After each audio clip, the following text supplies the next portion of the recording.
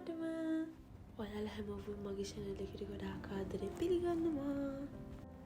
ඉතින් මම අද ඔයගොල්ලෝ එක්ක share කරගන්න යන්නේ මම පැරිස් වල පළවෙනි දවසේ මොනවද කරේ කියලා. ෂෝක් දේවල් ගොඩක් කරා. එහෙනම් වීඩියෝ එක ඉවර වෙනකන් දිගටම බලන් ඉන්න.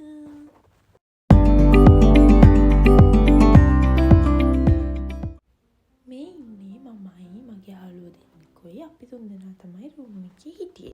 ඉතින් අපි ගියේ මුලින්ම උදේට කන්න මේ ඉන්නේ අර නෝල කලින් වීඩියෝ එකේ දැක්කා. ඊට පස්සේ ඉතින් අපි ඔක්කොම කාලා කරලා ඉවර වෙලා එළියට යන්න පිටත් වුණා.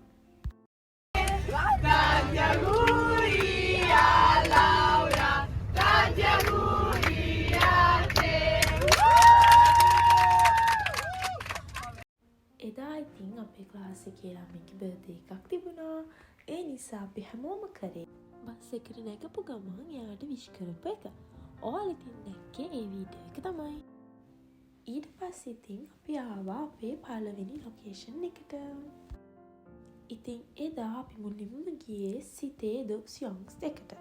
ඒ කියන්නේ City of Science එකට. ඉතින් මේ සයන්ස් මියුසියම් එක යුරෝප් වලටම තියෙන ලොකු සයන්ස් මියුසියම්ස් වලින් එකක්. ඉතින් ඒක ඇතුලේ ස්පේස් එක ගැන ෆිසික්ස් මැත්ස් වගේ ගොඩක් දේවල් තියෙනවා බලන්න. ඉතින් අපි මුලින්ම ගියේ මැත්ස් පැත්තට. බලන්නකෝ ඉතින් ඇතුළේදී මොකක්ද තිබ්බේ කියලා. ඔව් ඇතුළේදී තිබුණේ Pythagoras theorem එකේ explanation එකක්. බලන්නකෝ ඒක මාර ලස්සන විදියට ඒගොල්ලෝ අපිට පෙන්නනවා.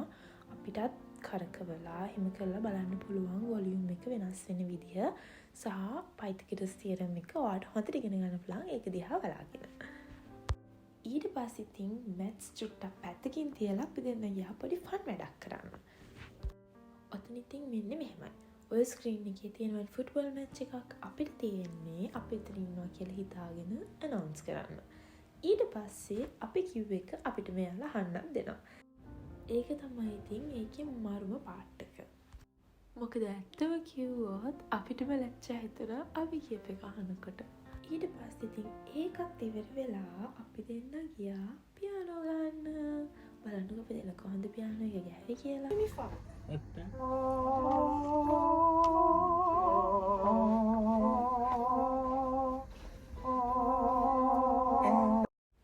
ඊට පස්සේ ඉතින් අපි ආවා තවත් ලස්සන පැත්තකට. අපි ආවා ගැලැක්සිස් බලන්න.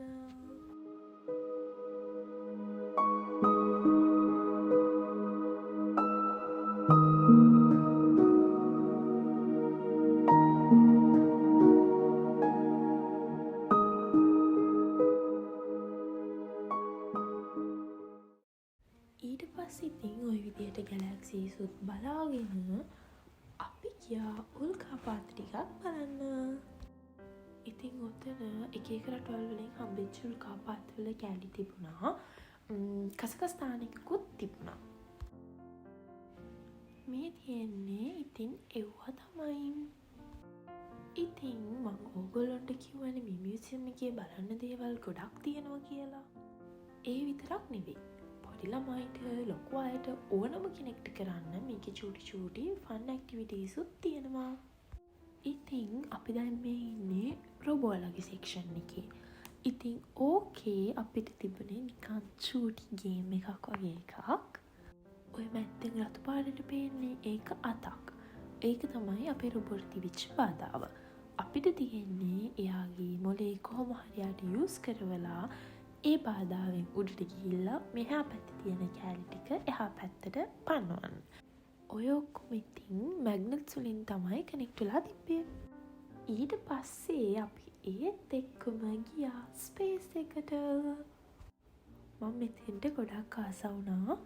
මොකද මට ඒක දිහා බලද්දිම නිකම් ඇත්තටම මාරම ෆීලිං එකක් තමයි ආවේ. ඊට පස්සේ ඉතින් තිබුණා ස්පේස් ෂිප් එකක්. අපි ඒක ඇතුළටත් ගිහින් බැලුවා.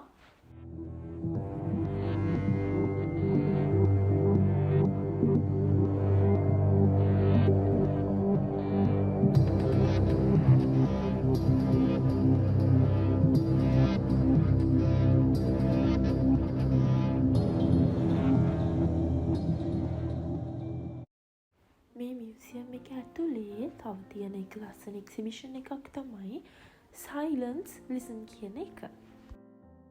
ඉතින් ඔතන වෙන්නේ ඒගොල්ලොන් අපි ඇතුල් වෙනකොට අපිට දෙනවා හෙඩ්සෙට් දෙකක් එක්ක ෆෝන් එකක්. ඉතින් අපිට තියෙන්නේ ඒව දාගෙන ගිහිල්ලා ඕක ඇතුලේ තියෙන එක සද්දවල් එක්ස්පීරියන්ස් කරලා බලන්න. දැන් ඔයාලා ඉස්සෙල්ලා දැක්කේ ස්නෝ කරන යනක වීඩියෝ එකක්. ඉතින් එතන අපිට ඇහුනේ ස්නෝ කරන සද්දේ, හුළං සද්දේ, තව කුරුල්ලෝ වගේ කෑ ගහන සද්දේ, ඒ වගේ දේවල්. ඔතන මට සයිලන්ට් නයිට් ප්ලේ වුණා.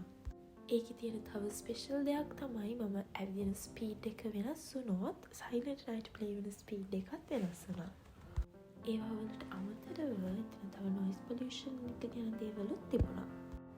ඉතින් ඔතනදී අපිට සිටි එකක් ඇතුලේ ඇහෙන්න තියෙන සද්ද තමයි ඇහුනේ.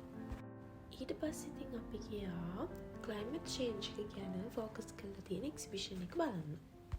ඉතින් මෙතන ඇත්තටම අපිට ග්ලෝබල් වෝමින් වලට හේතු, ඒවා වලට සොලියුෂන්ස්, ඒ වගේ දේවල් ගොඩක් ඒගොල්ලෝ පෙන්ලා දීලා තියෙනවා. ඊට පස්සේ ඉතින් අපි දැක්ක ඔය විදිහට ලොකුවට අපේ එර්ත් එක තියෙනවා. අපි දෙන්නත් ගියා ඒ පැත්තට එතන මොකද්ද වෙන්නේ කියලා බලන්න.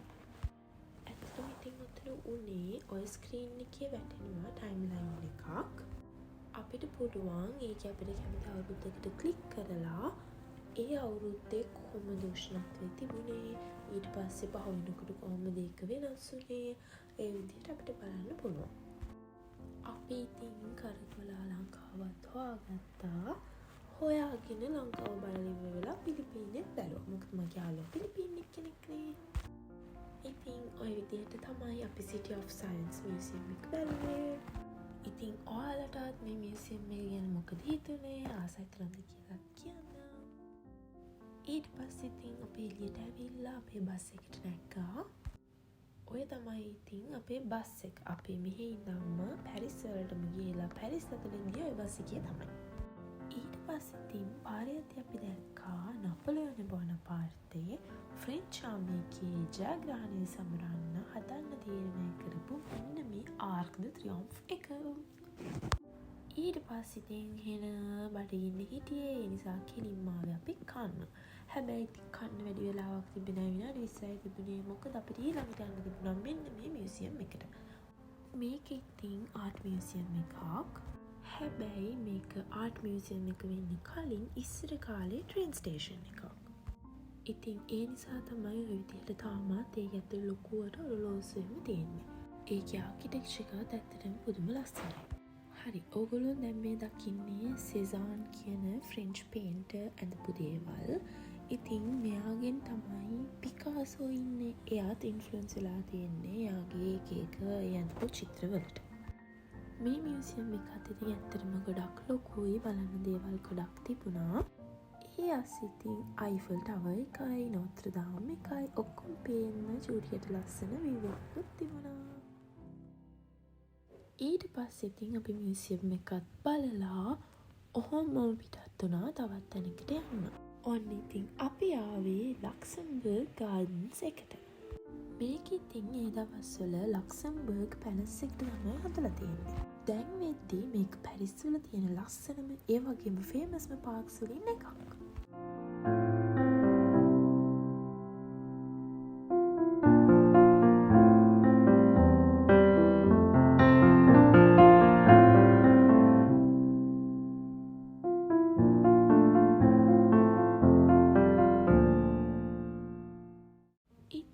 අපේ පැරිස් වල පළවෙනි දවස් ඔය විදියට තමයි කියවුනේ.